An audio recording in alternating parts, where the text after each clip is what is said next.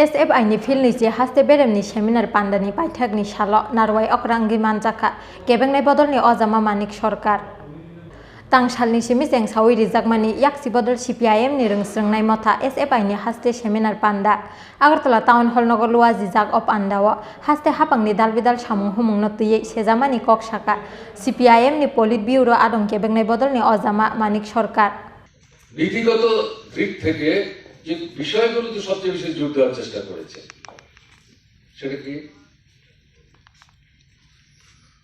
সকলের জন্য শিক্ষা, এডুকেশন ফর অল।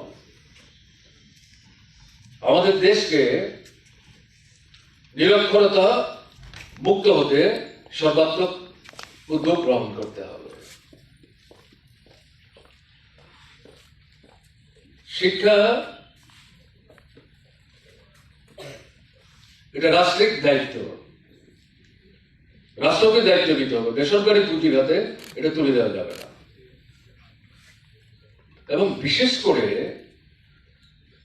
বিদ্যালয় স্তর পর্যন্ত শিক্ষাটা ইউনিভার্সালাইজ করতে হবে। আমরা যখন ভারতের ছাত্র ফেডারেশনের প্রথম সম্মেলনের মঞ্চে সমবেত হই তখন হয়তো 10ম মান পর্যন্ত বিদ্যালয়, বর্তমান সময়ে এটা 12ম মান হয়েছে। তাহলে অ্যাটলিস্ট এই যে স্টেজ এটা ইউনিভার্সালাইজ করা, সবাইকে সরকারি দায়িত্বে উদ্যোগে এই স্তর পর্যন্ত যাতে শিক্ষা লাভ করতে পারেন তা নিশ্চিত করার ব্যবস্থা করতে হবে। এবং শিক্ষা যে নীতিটা এই বিষয়গুলোর সঙ্গে সঙ্গে এটা জব ওরিয়েন্টেড হতে হবে। জব তো রাষ্ট্রের প্রয়োজনের সাথে সঙ্গতি রেখেই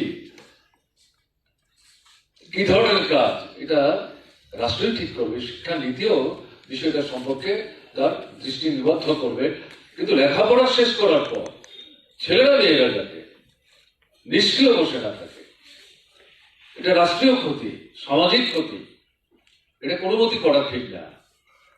এটা শুধু একটা চাকরি পেলাম, কিছু রোজগারের ব্যবস্থা হলে এটা একটা দিক, কোনো ব্যক্তি বা কোনো পরিবারের দিক থেকে। কিন্তু রাষ্ট্রের দিক থেকে এই যে নতুন প্রজন্ম যাদেরকে তৈরি করা হলো, নানা শিক্ষায় শিক্ষিত করা হলো, তার অধীত যে জ্ঞান এটাকে তো প্রয়োগ করার ক্ষেত্র দিতে হবে। কাজে নীতিটা এমনভাবে করতে হবে যাতে এটা জব ওরিয়েন্টেড হয়। আমি মূলত এই 3টা 4টা 5টা বিষয় বললাম। কিন্তু সমস্যা হচ্ছে ব্রিটিশ শাসিত ভারতবর্ষ লুণ্ঠন করবার জন্য এসছে, আমাদের দেশ গঠন করার জন্য আসেনি। তারা হিসেব করে যখন দেখলো এই দেশটা, এই রাষ্ট্রটা পরিচালনা বা নিয়ন্ত্রণ করতে গেলে পর কিছু লেখাপড়া জানার লোক দরকার, এটা তাদের দেশ থেকে হাওয়াই জাহাজে উড়িয়ে এনে করতে গেলে পর খরচ অনেক বেশি।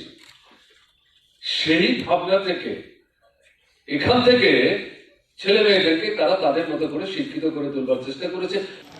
সভাপতি এবং সাধারণ সম্পাদক থাকে, তারা শিক্ষা থেকে আরম্ভ করে সমস্ত বিষয় তাদের শ্রেণী